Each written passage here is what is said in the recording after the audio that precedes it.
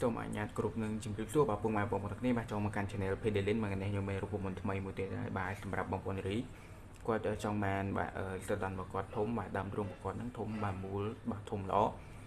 ហើយបាទរូបមន្តនេះបាទអាចជួយដល់ពួកគាត់បានសម្រាប់បងប្អូនបរិសុទ្ធក៏ដូចគ្នាបាទគាត់ចង់បានបាទប្រដាប់ភេទរបស់គាត់បាទធំវែងជាងមុនទ្វេដងបាទអញ្ចឹងក៏ភ្លេចនៅរូបមន្តមួយនេះបាទ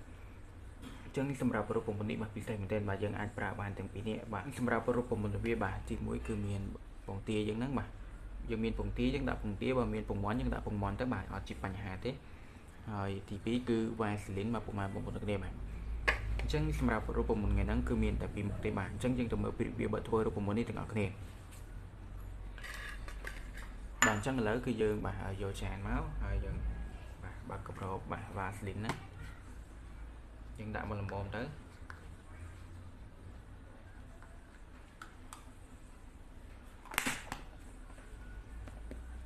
បាទឡើយខ្ញុំសុំដាក់តែប៉ុណ្្នឹងទេបាទ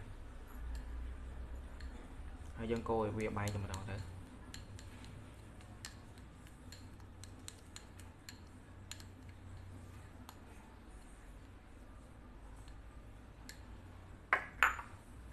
អញ្ចឹងបន្ទាប់ពីវាបាយរលាយចូលគ្នាអស់ហើយបាទអញ្ចឹងឥឡូវយើងគូសពងមាន់បាទយើងគូសពងទាដាក់ទៅបាទអញ្ចឹងឥឡូវគឺយើងគូសពងទាដាក់ទៅបាទសម្រាប់ពងទាគឺយើងយកតែពណ៌សវាទេ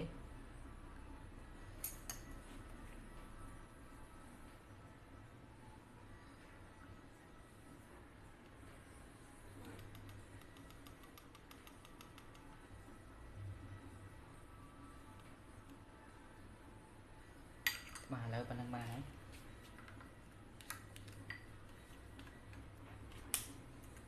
ចឹងយើងកូរវាឲ្យសព្វចូលគ្នាមក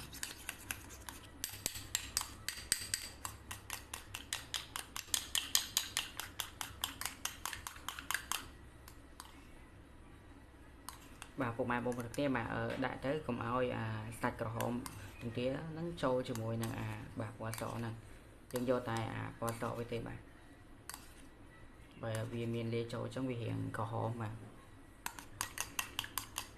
អញ្ចឹងបន្ទាប់ពីយើងបានវាយវាចូលគ្នារួចហើយអស់បាទអញ្ចឹងយើងអាចយកលាបលើប្រដាប់ភេទឬក៏ដើមទ្រូងបានហើយ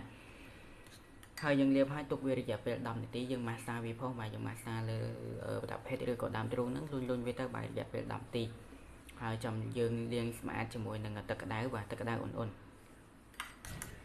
ចឹងសម្រាប់រូបមន្តរបស់ខ្ញុំមានតែប៉ុណ្្នឹងទេបាទកុំភ្លេចជួយនៅ Channel របស់ខ្ញុំម្នាក់មួយផងបាទដើម្បីទទួលបាននូវវីដេអូបាទថ្មីៗជាបន្តទៀតបាទអញ្ចឹងសូមអរគុណនិងសូមជម្រាបលា